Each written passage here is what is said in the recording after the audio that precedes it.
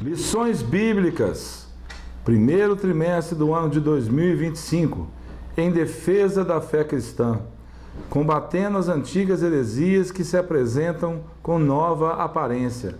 A aula de hoje, aula número 8, Jesus viveu a experiência humana. Vamos lá então para o texto áureo.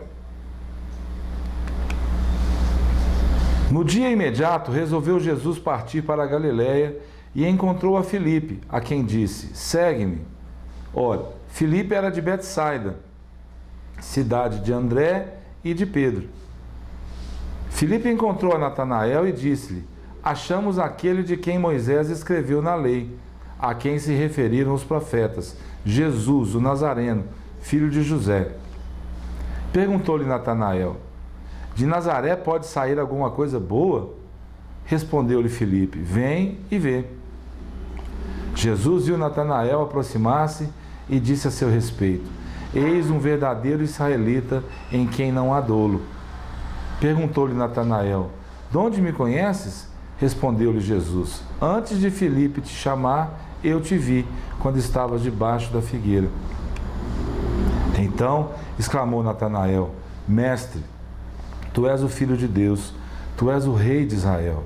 Ao que Jesus lhe respondeu: porque te disse que te vi debaixo da figueira, crês?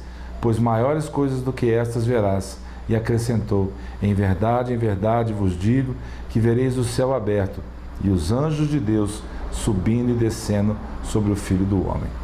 Vamos orar então. Pai querido, obrigado, Deus, por esse tempo que o Senhor separou para nós.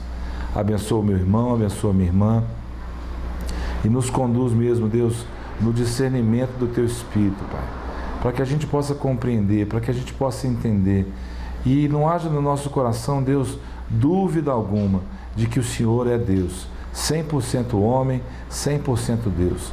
Amadurece essa ideia, Senhor, confirma, e que a gente possa mesmo, Deus, testemunhar disso aonde a gente for. Nos abençoa nesse tempo, Pai, em nome de Jesus. Vamos lá então para a introdução, amados. O Senhor Jesus Cristo teve vida social, amigos, parentes, interagia com as pessoas e era conhecido dos vizinhos e moradores de Nazaré, onde fora criado. Infelizmente, desacreditado por muitos e rejeitado por tantos. Em sua vida social, ele interagia com pessoas de toda sorte, iniciando em Nazaré e chegando até Jerusalém. Ele possui uma vida religiosa também, sendo judeu.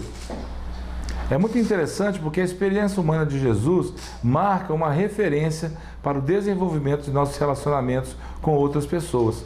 Muitas características humanas podem ser atestadas nas histórias reveladas através das Escrituras. Um exemplo tanto do ponto de vista do corpo de Cristo, que é fora do corpo, ou participando do corpo.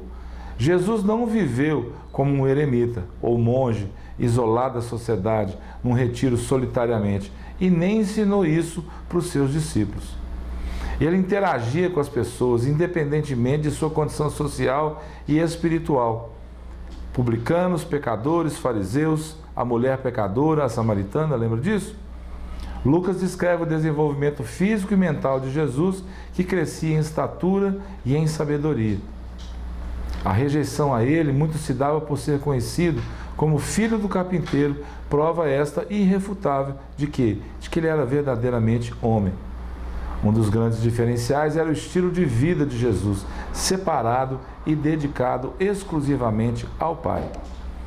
Ele enfrentou a sua carne mortal, os desafios e aflições, nossas fraquezas, não apenas pelo fato de ser Deus onisciente, mas por escolha dele mesmo, se esvaziou. Lembra que Paulo fala aos Filipenses? Essa humanidade o tornou acessível às pessoas. Ele nasceu de uma mulher, embora gerado pela ação sobrenatural do Espírito Santo. Seu nascimento, contudo, foi normal e comum como de qualquer bebê.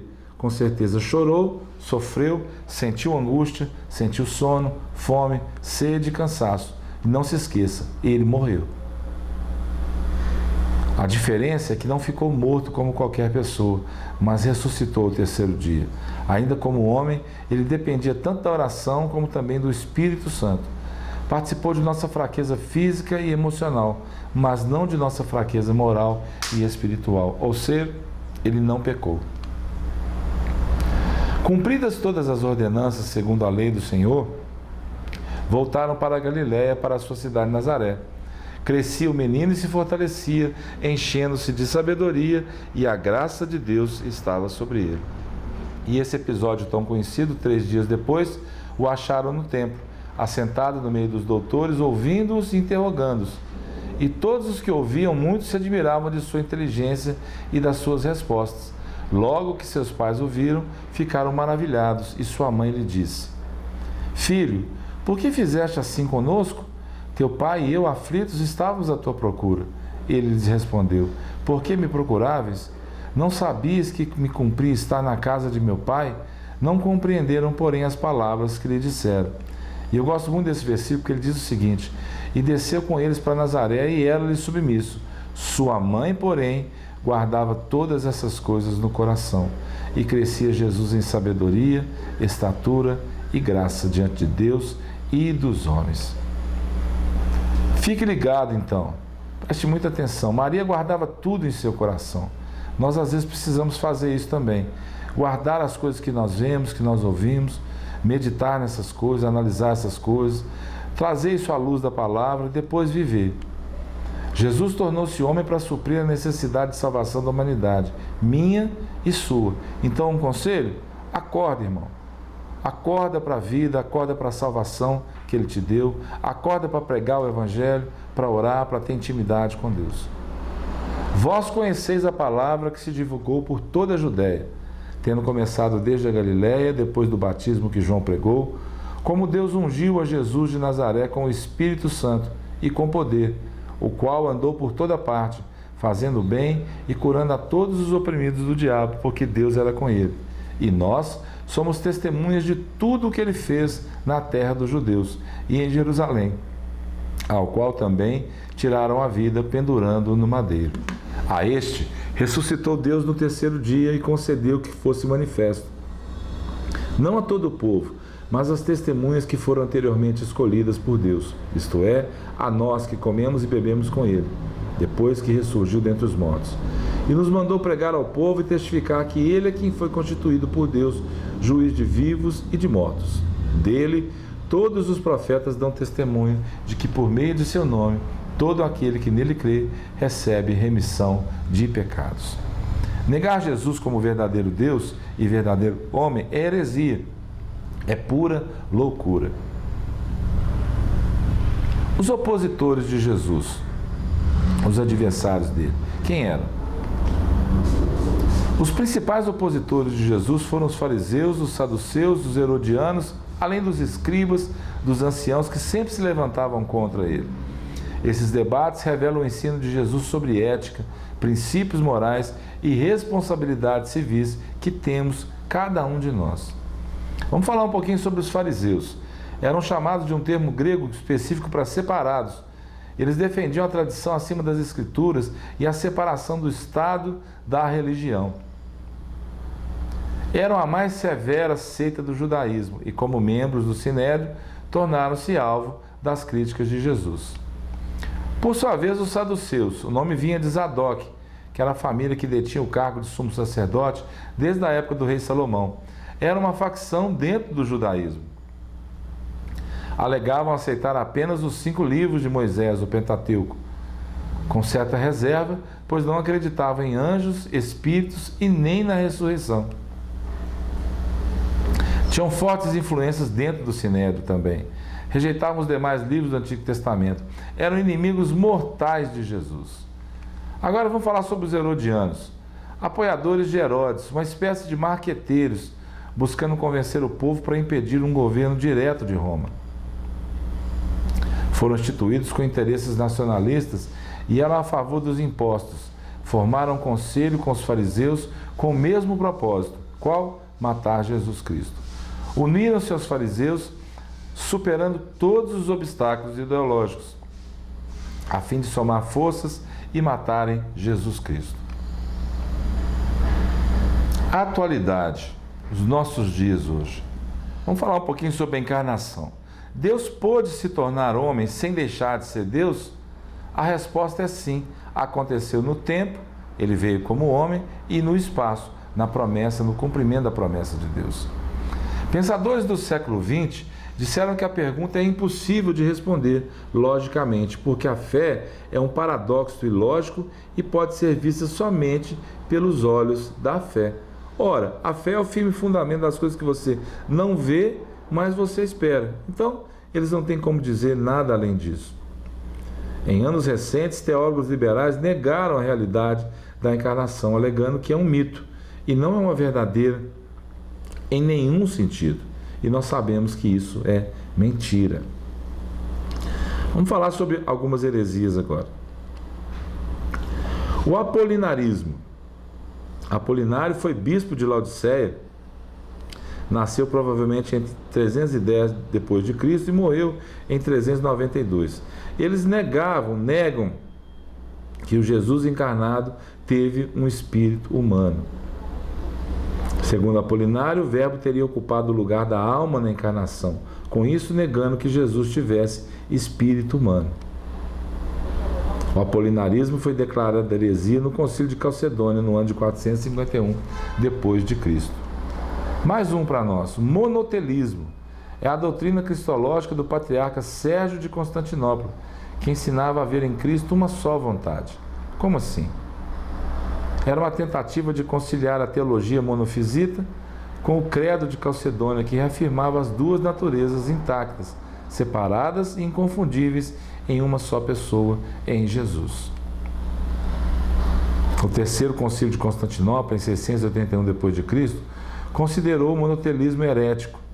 É evidente que as ações de Cristo, como caminhar, comer, beber, interagir com as pessoas, são puramente humanas, mas produzidas pela natureza humana sob a direção divina. Vamos lá para a conclusão. Eu quero que você preste atenção em algumas coisas. Alguns termos são usados e eles são um pouco complicados para você tentar guardar, para você tentar memorizar. Mas entenda de uma vez por todas o seguinte: tudo que nega que Jesus Cristo é Deus, 100% homem, 100% Deus, é uma heresia. Não importa o nome, não importa quem criou, não importa como ele defendeu, é uma heresia. E nós temos que guardar firme no nosso coração alguns ensinamentos básicos a respeito disso. Para quê? Para apresentar para as pessoas e dizer para elas a verdade. A Bíblia ensina tanto a divindade como a humanidade de Cristo. Nós não podemos negar. O ensino da humanidade de Cristo, no entanto, não neutraliza a sua divindade, pois os evangelhos revelam as duas naturezas. Os evangelhos não nos mostram um Jesus estranho em sua comunidade, muito menos um forasteiro, como vindo de outro país, de outra nação. Não, ele convivia com as pessoas ali e ninguém falava nada sobre isso. Seus ensinos e maneira de viver refletem muito bem a cultura judaica. Olha o que a palavra fala. Chegando o sábado, passou a ensinar na sinagoga e muitos ouvindo se maravilhavam dizendo: de onde vêm estas coisas? Que sabedoria é essa que foi dada? E como se fazem tais maravilhas por suas mãos? Não é este o carpinteiro, filho de Maria, irmão de Tiago, José, Judas e Simão? E não vivem aqui entre nós suas irmãs? E escandalizavam-se nele. Está vendo como ele era humano demais? Por isso, a dúvida daquelas pessoas crerem que Jesus era o Messias. Ele era conhecido como filho do carpinteiro, como carpinteiro. Como ele podia ser o Messias? Porque não tiveram um encontro pessoal, uma revelação divina verdadeira. Por isso eles duvidavam. É nosso compromisso seguir o exemplo de Jesus no relacionamento com as pessoas.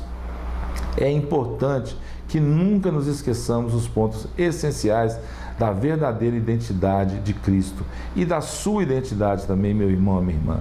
Quem você é em Cristo Jesus?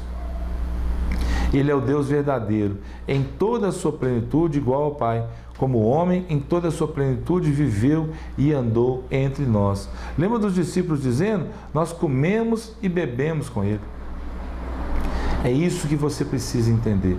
A intimidade de Deus, de Jesus Cristo, é para aqueles que o amam, para aqueles que o buscam. Fique em paz, que o Senhor te abençoe.